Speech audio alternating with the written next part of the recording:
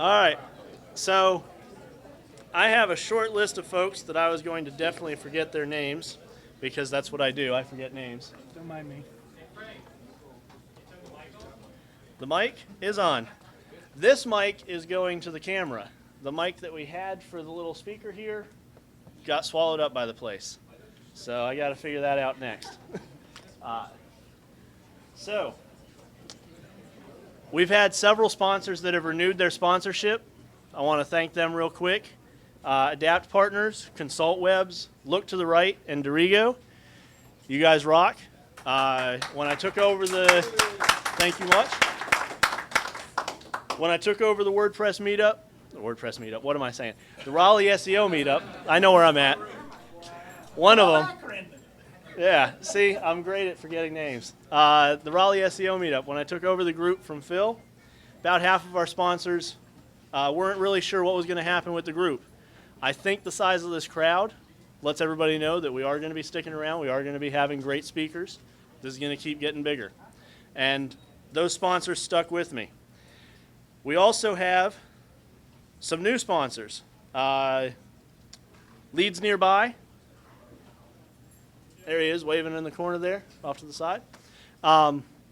Just signed up. I'm getting the collateral to be able to put all of his logos and everything up on the website.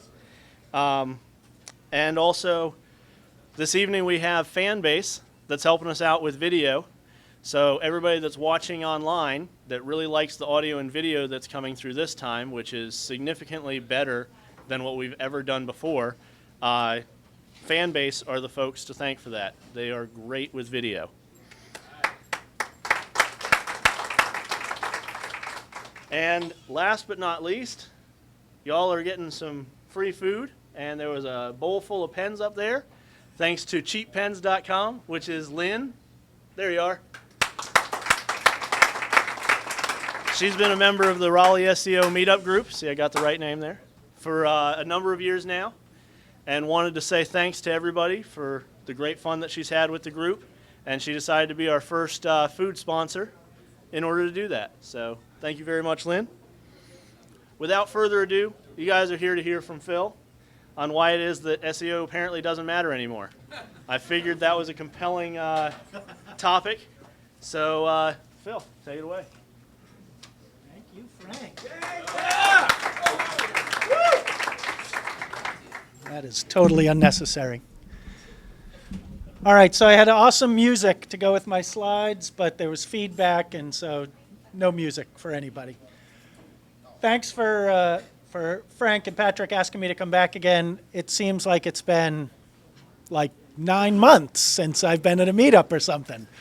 And every month I think, this is the month I'm going to the meetup, and then something comes up, and when I mean something, I mean work comes up, and I'm unable to make it. But luckily, Patrick twisted my arm enough this month that I said, okay, I'll come back. But the interesting thing is, when I took this job, it wasn't SEO specific at all. And what I'm going to talk about tonight is all the stuff that I've learned that has nothing to do with SEO, and how SEO has impacted all of that stuff that has nothing to do with SEO. So, go. It's red. What do I do when it's red?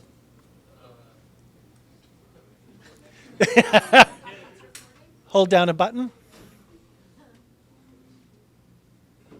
Hold on. Didn't you say hold some button down until it turns green? How about now? Can you see it now? How about now? Can you guys hear me? So as you can see, that's some castle, someplace lovely. Oh, that was it.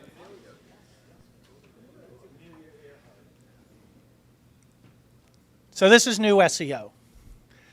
Whew, that was a lot of work just to get to the first slide. Can't wait to see what the second slide is.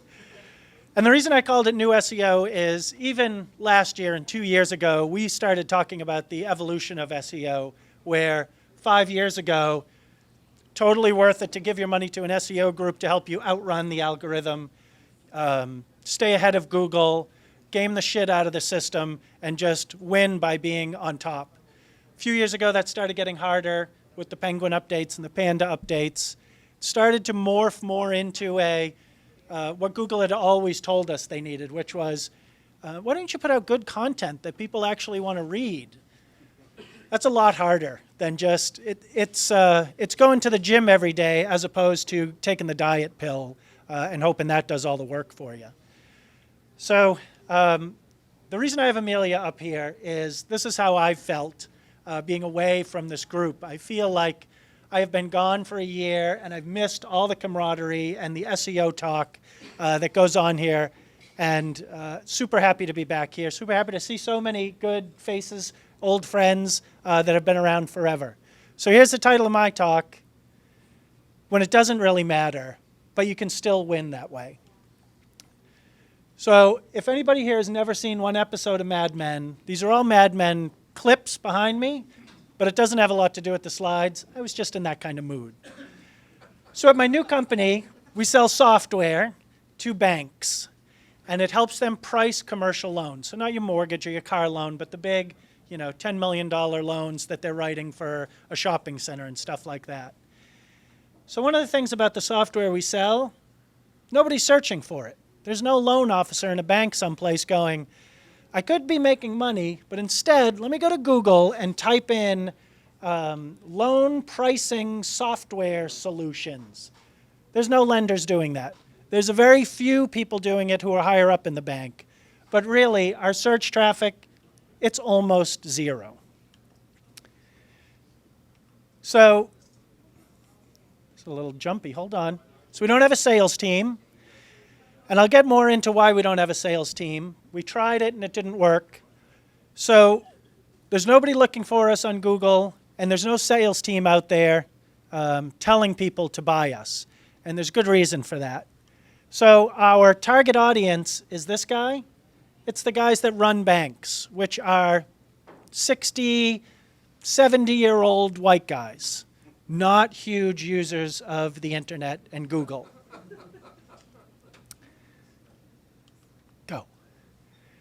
So let's talk about the assets that we had, because it seems like we were in tough shape, but we really weren't. The best thing is we have this tremendously desirable product. When we show it to these old white bankers, they immediately fall in love and want to know more about it, because what they see it as is something that's going to generate a lot of revenue for the bank. That's why we don't need a sales team, because when we show it to people and they get it, and they get how we think about that kind of pricing that we're doing, we don't have to sell it anymore. They just have to get it okayed at whoever their board level is.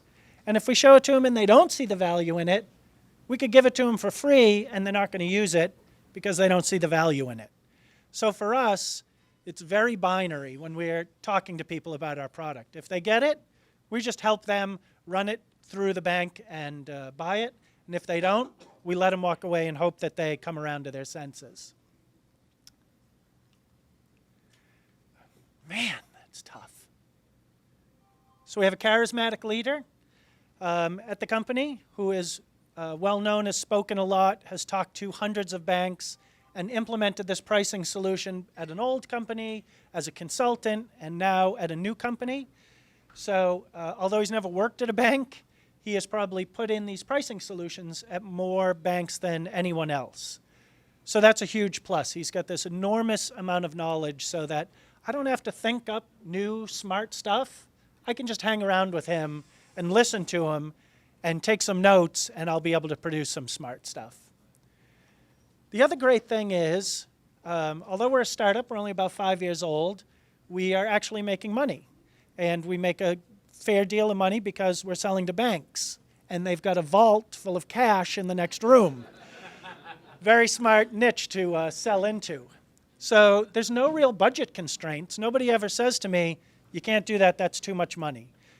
Now, granted, I'm not asking for very much money at any one time, but it's nice to know that if I did come up with something really crazy, it would probably get okayed. So what do you do for them, Phil, if you're not doing SEO and there's no sales team? That is a great question. Let me get into that. Total plant Put him out there. Come on, little clicker. Well, they need me because they don't have a sales team and nobody is searching for them on the internet. Man. They needed a charismatic leader. No. But, so I'll talk a little bit about how we got started when we first did this. So I started last October. And that was one of the questions I asked going in. And it turns out, like we've talked about hundreds of times over the last few years, it's difficult for me to get to any one of you unless I know you and have a personal relationship with you. If I send you an email, you're not going to read it because you don't know me. If I send you a text, if I call you, you're not going to pick up the phone because you don't know me. It's getting more and more difficult to get to people, to push something on them that even they might want it, but our defenses are up so high, it's almost impossible to get through that barrier. So starting out, the first thing I thought is we're going to need to produce something that's interesting enough to these people that make them want to learn more. Because remember at the beginning I was saying if they get it, then they become an easy sell. It's going to go 6 in a minute. Hold on. So our target list is U.S. banks. That's it. That's all we go after. There's about 5,500 of them in the country. That's our entire target list. 5,500 businesses out in the U.S. Everybody here, Pens.com, is aiming at a lot more people than 5,500 targets. Cheap pens. And even better, every single one of our customers has to register with the federal government with all their information. That's a good marketing ploy, whoever thought that one up, for anybody trying to sell to banks. They're all on government websites, all their officers, all the people we want to talk to, they're all listed right there for us to get a hold of. So although that seems like it makes things super easy, what it also does is it makes those people even less likely to look at emails, to click on a link that they're not sure of. And because they are, as my friend Marty Smith used to say, the most hunted elephants in the jungle, they're very difficult to corner and get them to listen to you for any amount of time. What we really want out of those 5,500 is 120 of them. So we started out with smaller banks and we've slowly moved up the food chain. The banks we're looking at now are somewhere between $5 and $20 billion, which is kind of on the middle end of bank sizes. When you start talking in billions, it all sounded ridiculous to me at first, and now it sounds totally normal. But that's a medium-sized bank, 5 to 20 billion in total assets.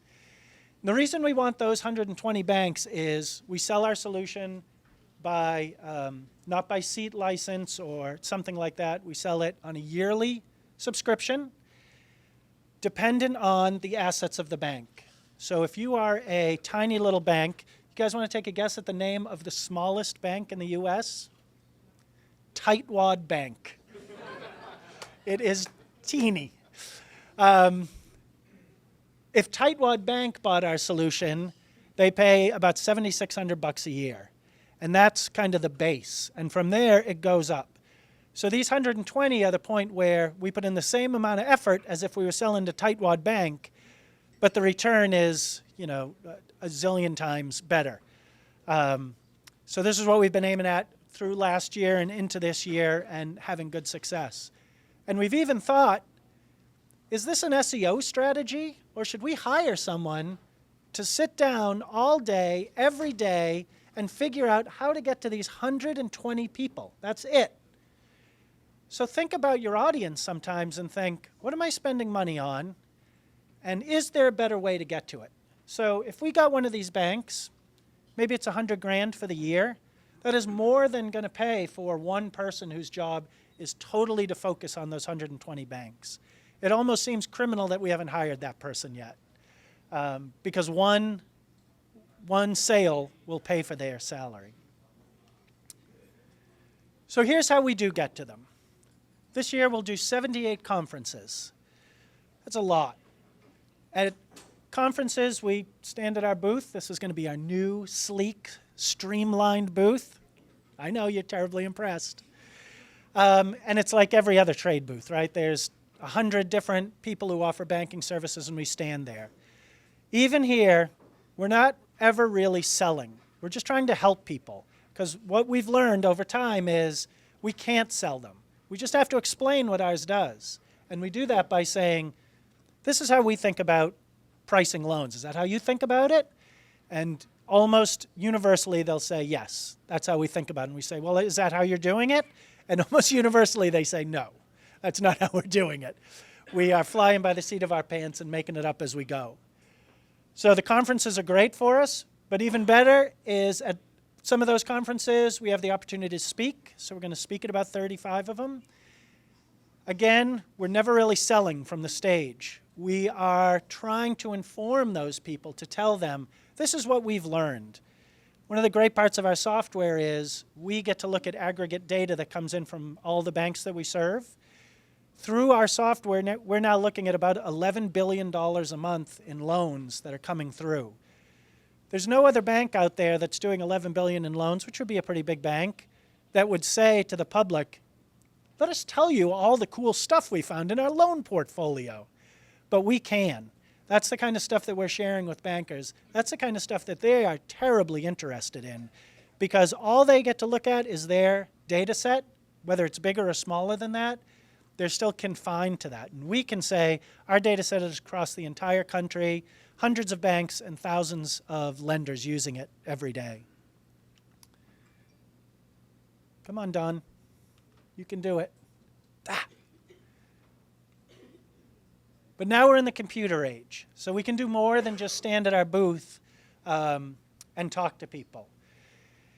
And this is the part that I was brought in for. So when they originally talked to me, they were looking for, I think it was called a technical marketer. And when I talked to them a little more, they were calling it a full stack marketer. Have you guys ever heard that?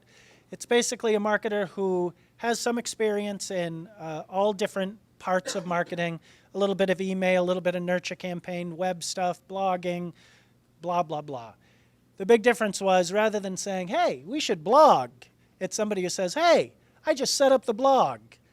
That difference is what they were looking for. And I think any marketer out there, the more skills you can bring to the table, whether you're doing SEO or whether you're writing content or whether you're podcasting, the more you can kind of put it all together in one big pile, the more success you're going to see. I'm never using this clicker again. So our old website, when you landed on the home page, had this movie playing, which is awesome. I think you guys will agree. Faceless we bankers, or whatever they are.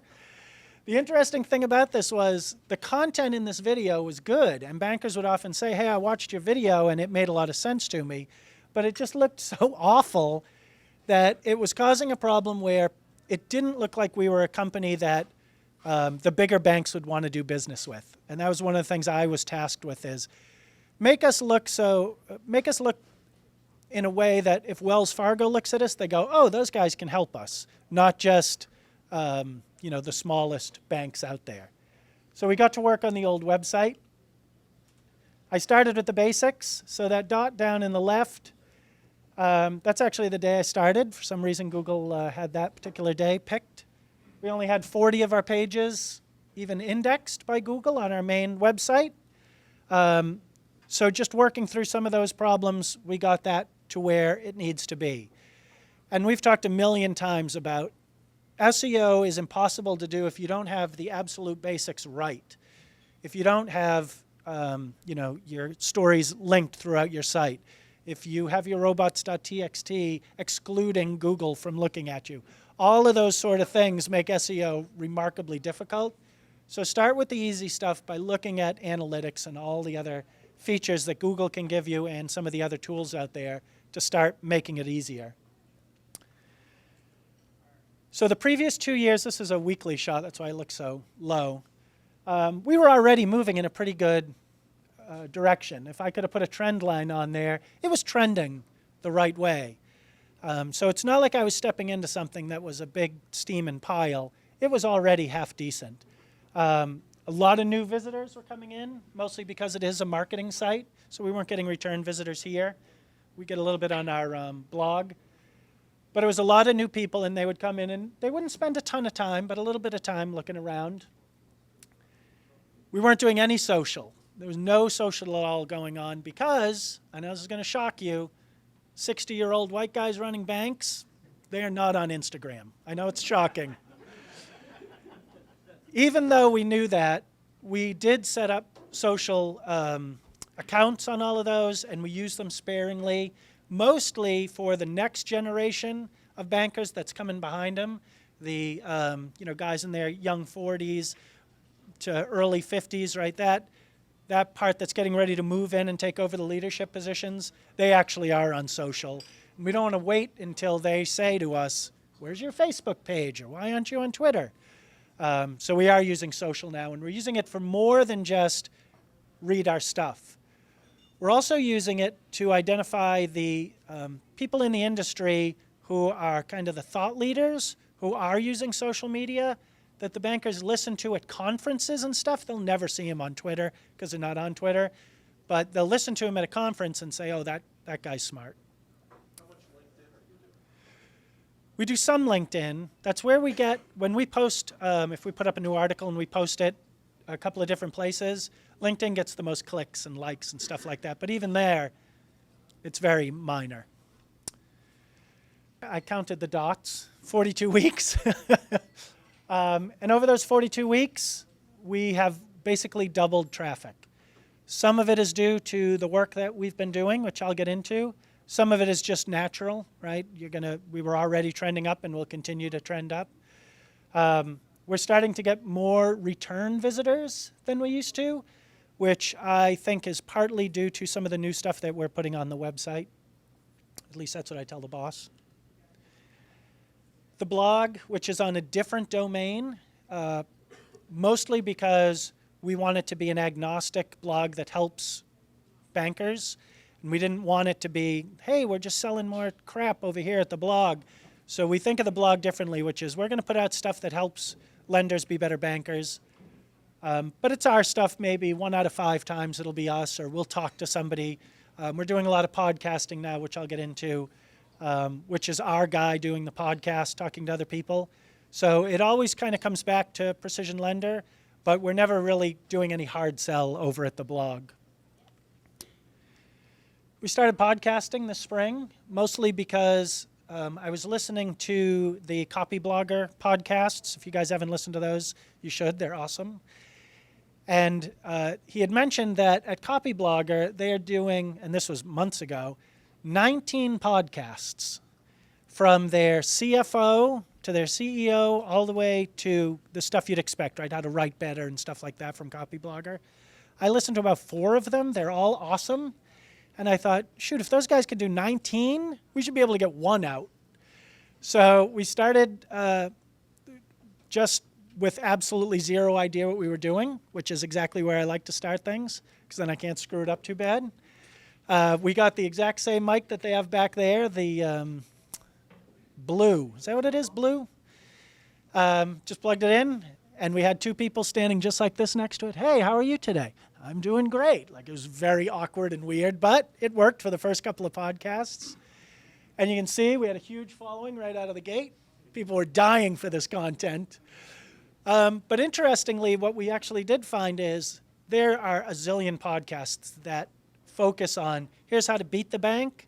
There was no podcasts out there on be a better banker. So we were kind of making this own niche for ourselves, and it was really wide open. But podcasting has been awesome, and I'll tell you the best part of podcasting, and I've been telling this to people for a long time. I used to say it about video, now I can say it about podcasting. When I went to the smart guy that does the podcasting, whose name is Dallas Wells, I said, Dallas, you want to write more, or do you want to talk more? Guess what Dallas chose? He chose talk more. Way easier. Now he talks somewhere between 15 and 30 minutes.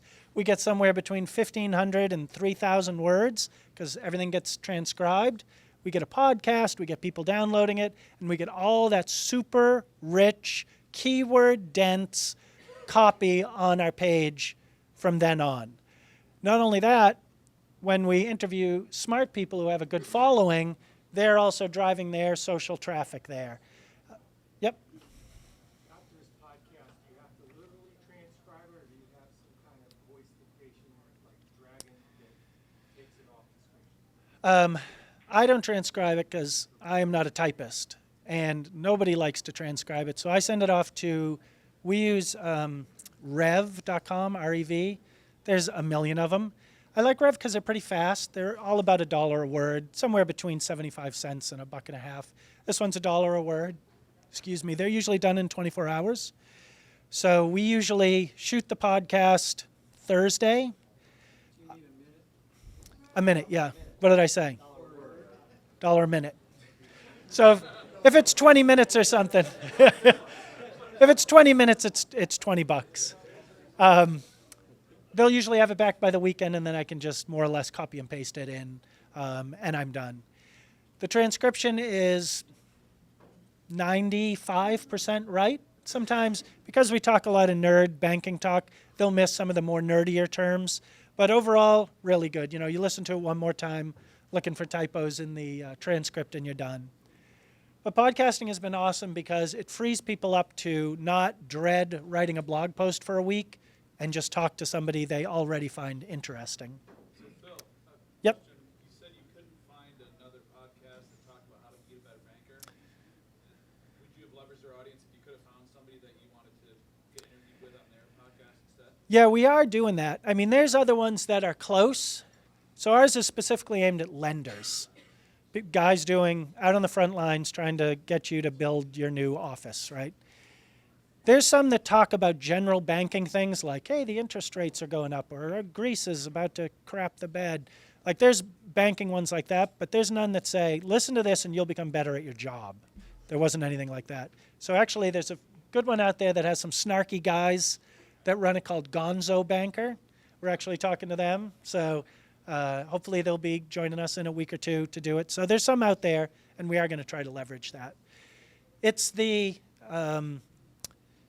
small herd mentality. So when you think of, when you've got something to do, if you say, I just saw this weekend, a friend of mine said, my kid's up for a scholarship on Facebook. I'm going to bother all my friends for a week straight until they go vote for her so she can win the scholarship. She has that circle of friends, and she knows if she pushes them enough, they'll all do what she asks. That's what we're trying to build, is we want to have that influential circle so that when we say, hey, we've got a new podcast up, or there's a new blog post, because we always support them, they'll support us. It's very much like you did when you're in grade school. You know, you can pick on your best friends, but nobody else can. It's the same in the digital life, and that's what we're trying to get a hold of. We've also started doing a lot more guest writing. And this is the thing that has kept me from doing anything else with my life for the last 6 months. There are 50 states in our great country. Every single one of them has a banking organization. Every one of those banking organizations has a newsletter and a website and a magazine and a conference, and they all want content from us. You could literally have 5 people writing 8 hours a day, every day, and we'd probably just barely get to most of those over the course of a month. So we're trying to write as much as we can, because that's how we're going to get out there. Because we don't have a sales team, because nobody's searching for us, people have to trip over us and say, that seems interesting. You're focused on writing so much. How do you keep the quality up on all the writing content? I don't know. So if you guys didn't hear that, it was how do you keep the quality up when you're trying to write a lot? Well, we're not writing a lot. We'd like to write a lot, but the entire writing team is in front of you. So, I try not to put out stuff that's terrible, and because I don't speak banker, I speak pigeon banker. Usually I'll write something up and I'll send it off to somebody who knows more details. They'll say, oh, add this or that or the other thing. I can usually get one good thing out every week. So what we're starting to do is we say, here's a good thing we're going to send to South Carolina Bankers Association. You know who'll never read that? The people in Montana. You know who else will never read it? Texas. So we can start to kind of move stuff around a little bit. So you duplicate, you can send something to Right. Montana, it's the same article. Yep. But there's no duplication. Right, because those guys, It's a duplicate article, but they won't see it. right. And most of the time, if it's on the web, we try not to do that. We've never done that. But if it's for their newsletter or magazine, paper magazine, then we'll do something like that. And that's really for our sanity. Of course, the hard part is you have to remember what you sent where. So the spreadsheet starts to grow exponentially as you create more content. But guest writing has been great for us. So I ghostwrite for most of the smarter guys that interact with the bankers. So some days I'm Joel Rosenberg, and then, hey, look, I'm Craig Palms. Oh, I'm somebody else this week. And it's always my voice, which is hilarious because they talk completely different. So when I write for Joel, he sounds like me because it's the only way I know how to write. And then he's actually pretty good. He'll write about once a month for it, and he's a super nerd banker guy, right? He just wrote one on how to do something. There's so many acronyms and spreadsheets in his stuff. I'm like, I don't know how people don't totally call us out on that, but what are you going to do? So we guest write a lot, and we've had great success with that, and it's made us feel, oh, hold on. I'm learning how this thing's working. Come on, Peggy. She's going to go. Makes you feel like a boss. And the thing that's great is we went to a bank, this is a month or two ago, and it was a bank that for a year or two we had been talking to and couldn't get in. They wouldn't return our calls, never opened our emails, nothing like that. And so we finally we went to talk to them live, and the guys sit down at the table, and the first guy in says, I read your stuff all the time. And he goes, I love this stuff that you put out there. And this is a guy who a year ago we had talked to in person. He was like, I'm not talking to you guys, you evil software salesman type. So just with content, he became the champion. And as other people came into the room, he said to him, did you read that blog post they wrote last week on whatever? That was great, the way they did this, that, and the other thing. So about a year ago, AJ Cohn was talking at this meetup, and he said something that I have used ever since, which is, he said, every time he publishes a blog post, his goal is to turn one person, get one person to think like he thinks. That's what I think about when I think about, is this good content? I think, is this enough to turn one person? Like I said before, if I can turn one person with an article and it gives us a $50,000 contract, that's a good article.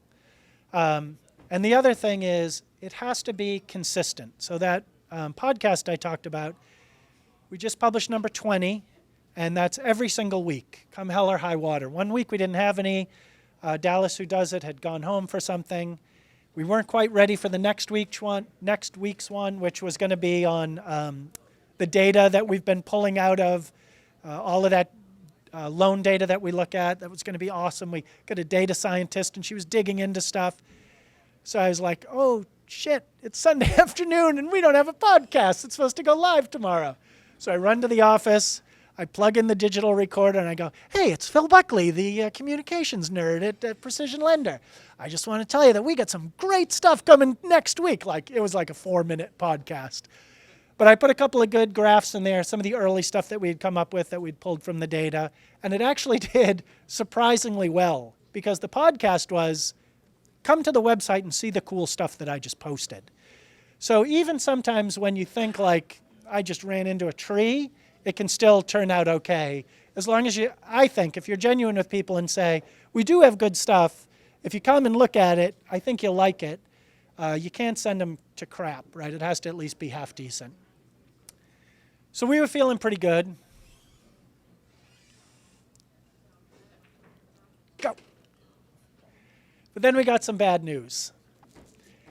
The bad news was every single time we put out something good, people started to expect us to do, that was the new bar. They expected us to do at least that good the next time we put something out, which meant that thing I just spent 2 days on and killed myself because I'm not a fast writer. I'm a half-decent writer, but I'm painfully slow.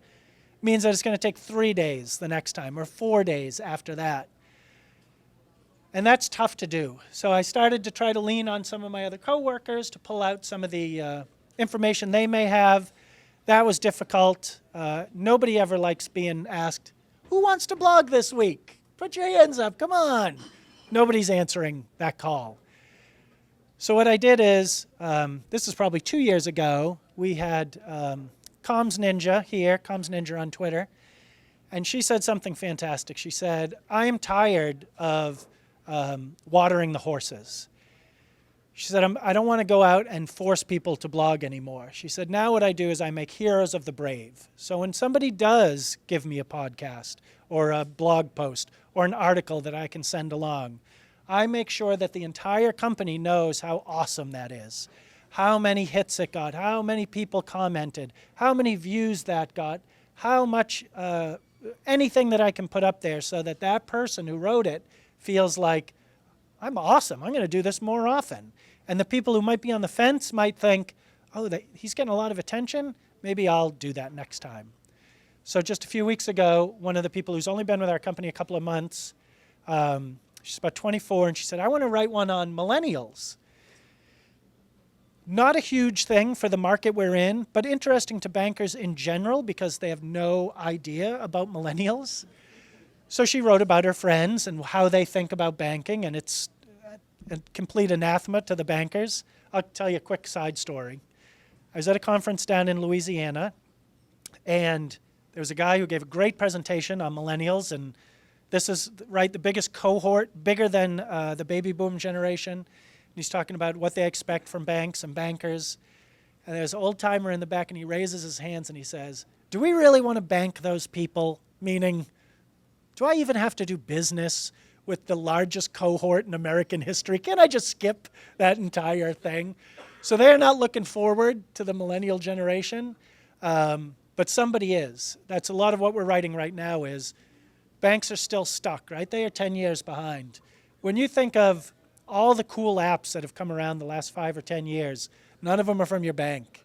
You know, when you finally got that thing that you could take a picture and deposit a check, that felt like your bank had just broken through this brick wall that they should have been there 10 years ago. So we talk a lot about that in the stuff we do. So we had bad news that we have to spend a lot more time putting together great content. That meant more creative. That means now when we put stuff together, I think this would be great if it had an infographic, because infographics get shared a lot among the thought leaders that we see out on Twitter. That's one of the few things that bankers will consume very easily, is because they don't have to read it, right? They don't have much time. So we needed more creative. So we went out and found some creative people to help us start doing more graphics. She starts tomorrow. So I'm very excited about that. We're also looking for more writers all the time, right? Anyone who can write. So, whoops, went right by good to better. So we started out with pretty good content. Go, Don. You can do it. He can't do it. It's good. So we started out with content that I would say was good. It was good enough. And we talk a lot at my company about getting off a zero, meaning you have to start doing something. So the website that we put up, it was to get us off a zero. The podcast was to get us off a zero. So much momentum is needed to take that first step.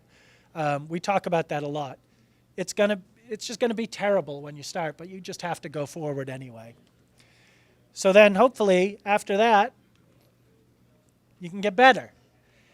I feel like we're at that stage now where our stuff is starting to get better. I've been there long enough to know what bankers are talking about, what's interesting to them. Now when I go to a conference or a trade show, I can talk to them a little bit and understand the bankerese that they're talking back.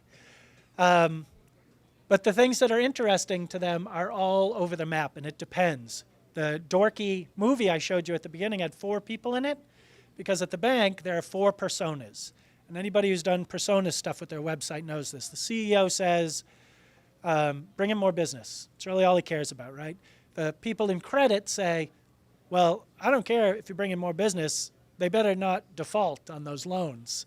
And the business people are like, let's just make more money. We'll try to get as high an interest rate, high as return as we can.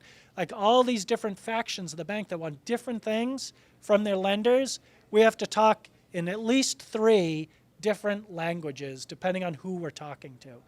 That's what we're at now, and that's why I feel like we're doing a better job. If you haven't thought through those personas for your website, who you're trying to talk to and who's looking at it, it's worth doing, even if you're just scribbling it on a whiteboard to leave in your office to kind of remind you that sometimes you have to talk different languages. Where we haven't got yet is to best. And I think that's coming. But at some point, we want to get to a place where when a banker reads our article, he cries at the end of it. That was my laugh line. I was totally ready to go. And the reason is we've all seen these, right? Where you're watching something that is clearly an ad or something like that, and you get a little teary watching it, and you're like, damn it, Hallmark, you did it to me again. Like, you can get to people on an emotional level, and everyone can do it. So some of the stuff we're talking about is there are big banks with the big bankers that you see in the news that are not the friendliest people and friends to the common man. But for 99% of the bankers out there, the community bankers, they are literally your best friend. They want to make the community better. They want to help you grow your business because they live in the same towns, right? So the guys at the local small banks, they want to be there for you when you have your best moments. Those are the stories we want to start telling. One of the things we've talked about is when you look at our website, if you go to Precision Lender, we try very difficult to not talk about us. As the CEO, Carl, says, there is one page on our site called About Us. The rest of it should be about them. And we try to stick to that for the whole website. So if we can tell the story of a bank that's doing great things because they get lending, and that means they can give a loan to Sharkies to expand, to put in cool pool tables and bring in local groups, that's a story the banker wants to tell, and that's the kind of story that resonates with us as human beings. Oh, they're helping our community, not just, oh, those bankers are taking my mortgage money. They want to tell the bigger story that people generally don't hear, and that's where I want to get. If I can't make you guys cry by next year, I'll be a failure. Did you come up with that, or did you tell him that? The about us and about them? Did he actually have that in his head? He had it in his head. Wow, that's pretty impressive. Yeah, he's a smart guy. But here's the problem. It's never enough. No matter what we do, we're never at the top of the hill. We can produce 100 articles a day. There's room for 101.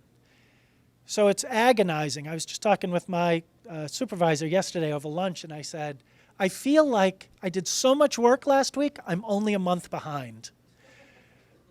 Because you always see this vast opening in front of you.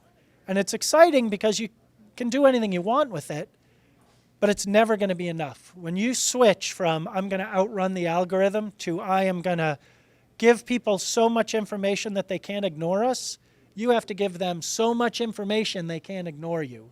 And that's a lot of work.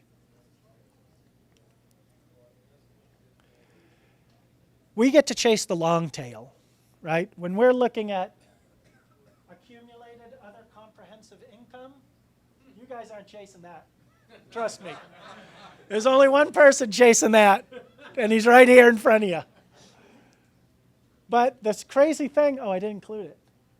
That stupid thing's been read 1,100 times. People love that article. The thing above it, which is the one from the old site when we flipped it, every month that thing's, like after the home page, that's second or third every single month.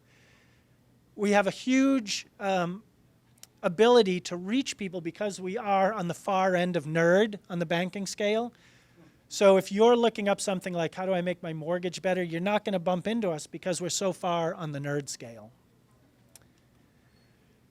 We only care about 1 or 2 keywords, and we rank number 1 for them, right? Loan pricing software. Nobody's really going after that. Interestingly, people have asked us a lot. We've been doing a ton of interviewing, and people will always say, well, who are your competitors? So the other part of writing content around this is we don't have a lot of other competitors writing content against us.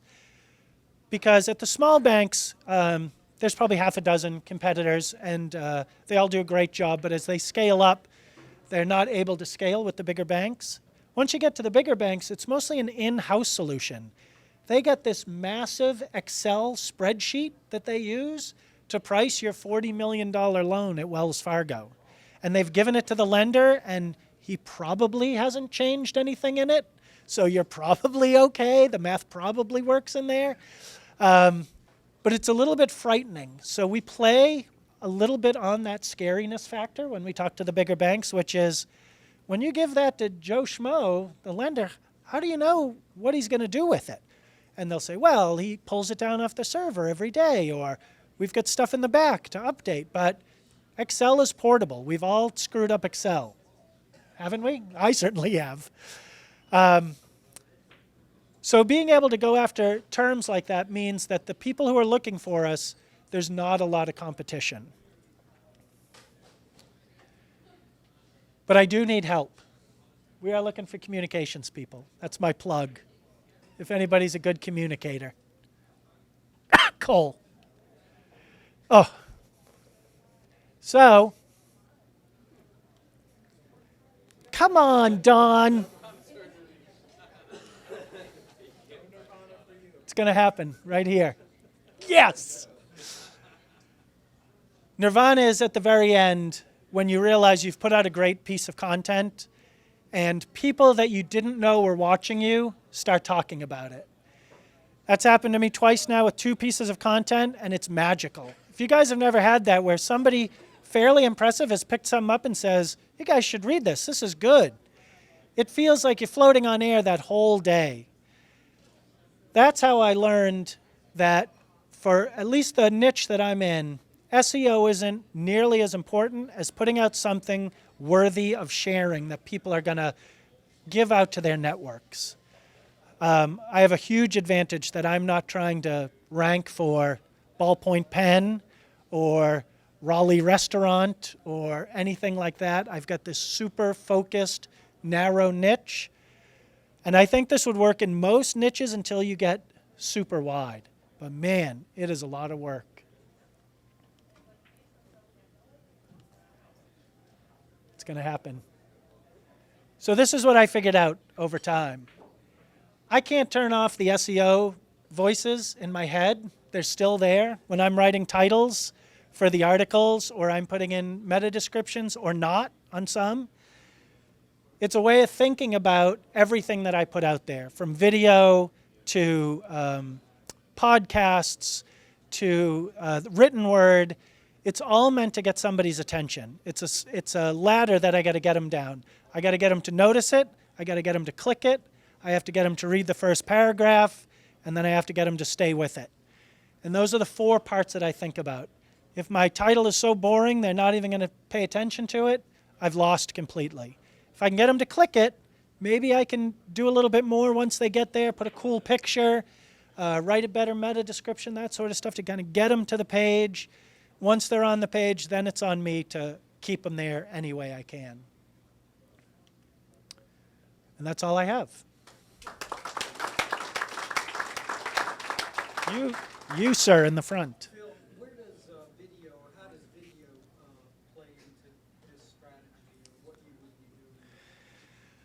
I think it would play in more if we had more video. So we use a company out of Durham called Story Driven Media.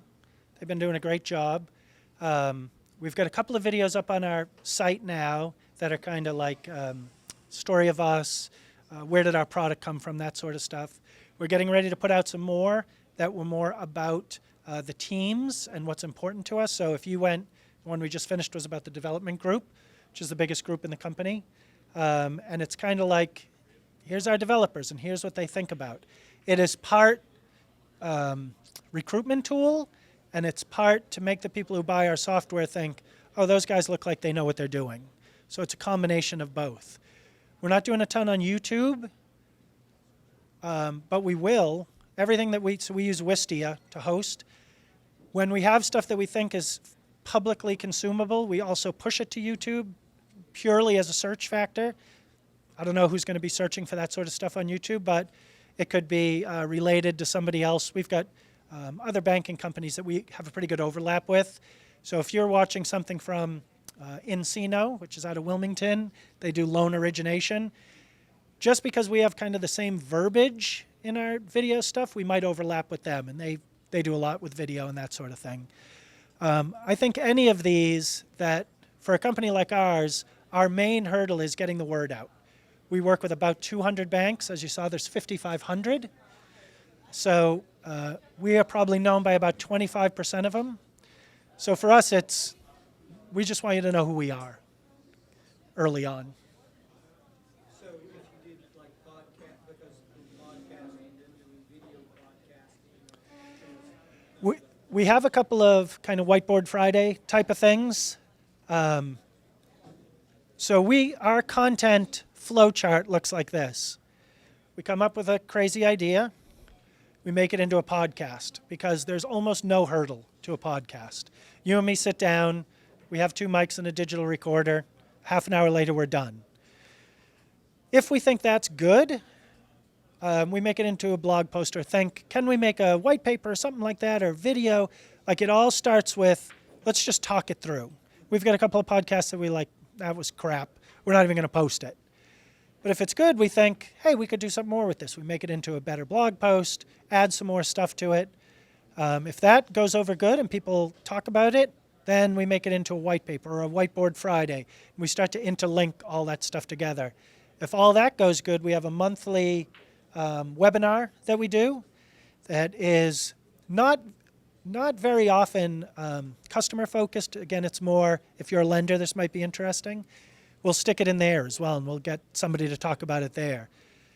So by starting with the easy stuff and moving to the more difficult stuff, right, by the time you get to doing a webinar, you have to get a speaker, he's got to have slides, it's 30 minutes of airtime, somebody has to be dedicated to running all the tech, and we found out up here whether it was worth that or not. So that's kind of how our funnel works as far as moving stuff down and deciding what works and what doesn't. I think that makes sense for everyone. If you have something you can do quick, do that first. We post most of the kind of opinion stuff or the here's how to be a better banker, we post on our blog. So our main website is precisionlender.com, which is the name of the company. The blog is linked off of there, and it's just lender performance. We don't hide that it's affiliated, but it's not super obvious that it's not a marketing trick, right? It's separate for a reason. So that's where we post a lot of it. But we're starting to get a lot of people who say, I went to your site to look for the blog post you talked about on the phone, and I couldn't find it. So just today I put in a little thing that bounces up and says, see what's new on our blog. As I said before, we do not have the most technologically savvy visitors who come through. So we try to help them, hold their hand a little bit. Somebody else had a hand up. Yes, sir.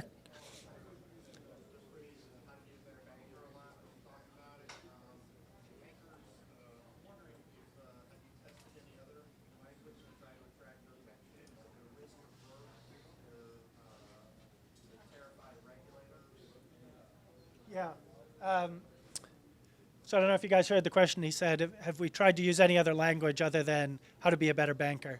So on the podcast, that's the tagline, how to be a better lender. But for the website, we do exactly that. I talked about that old video we had at the beginning, and it talks about the different personas. So the chief credit officer is risk averse. That's all he cares about is minimizing risk. And the thing that's hard, so I've always kind of been a seat of my pants guy. I tried to start up and that sort of stuff. And venture capitalists will say, here's 50 grand to go see if your idea works. It's, right? They give you the money and it's out of their hands. They don't care. Because if you become Facebook, the return is 10 gazillion%. But for bankers, the reason they're so risk averse is they say, oh, you need $1 million to build your bar? Here you go. And over that 10-year loan, I will make 4%. That's the total upside for me, is the interest on that loan. All of their risk is on the downside of that loan. You go out of business, you stop paying. So bankers as a species are hugely risk averse. But there's parts of the bank that play much more offense than those credit guys that play defense. So we do use different language depending on who we're talking to. Yes, Niche?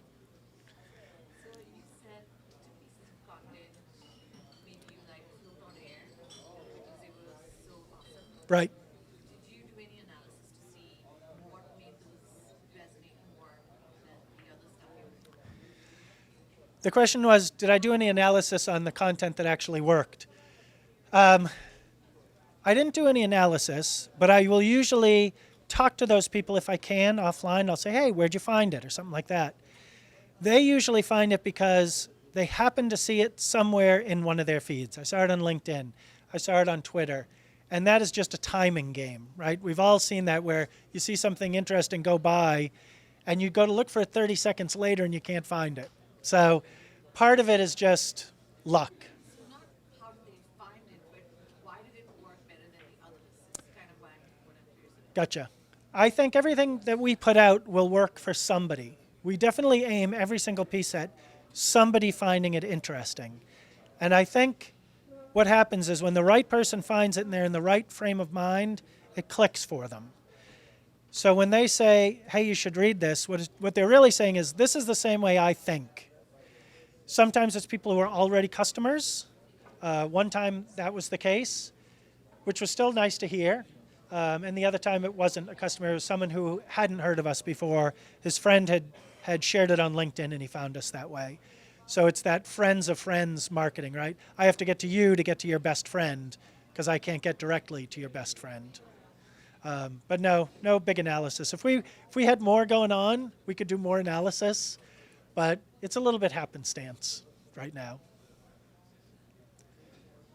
Talk a bit about scalability, like you mentioned you had a guy who was podcasting for you guys. I mean, I assume he wasn't the one who came to you. Right. It's like how you guys keep everybody in tune with the entire message of the company. So the question was, how do we scale? How do we keep people in tune with the message of the company?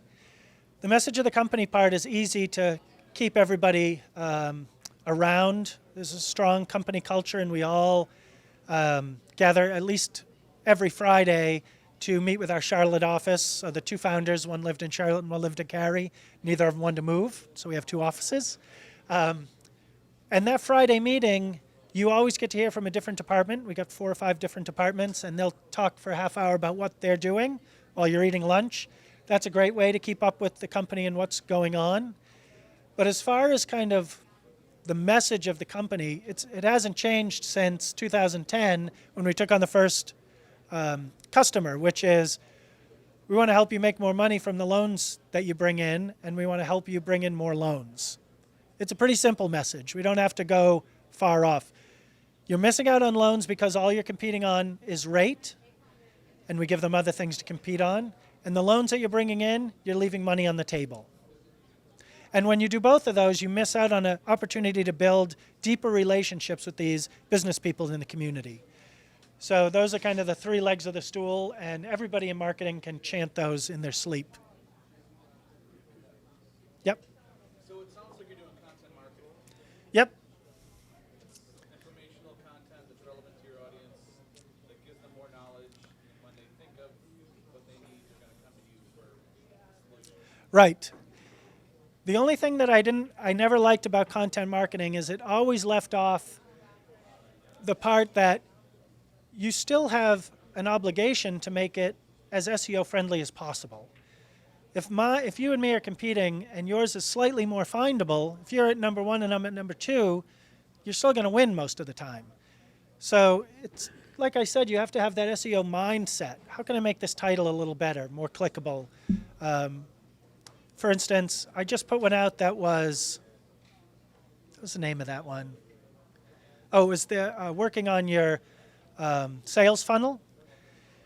So that was the name of the podcast, something sales funnel. But in the blog post about it, it is, how to take care of your lender's sales funnel at the bank.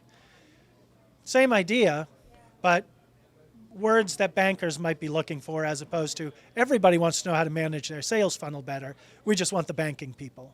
Do you do any testing, A/B testing on your headlines? No, we don't have enough traffic, to be honest. I mean, we maybe get a few hundred people a day to the blog, and that's just not enough. Someday. Yes, ma'am. How many other companies would you say you're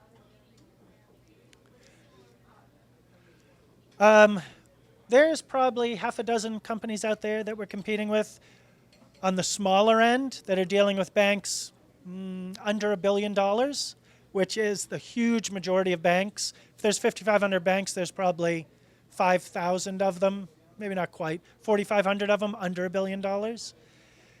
When you move up that chain, a lot of them take it in-house and have a team that works on their pricing model. We just found out about a company out in Australia that's working with some big banks that we didn't even know about.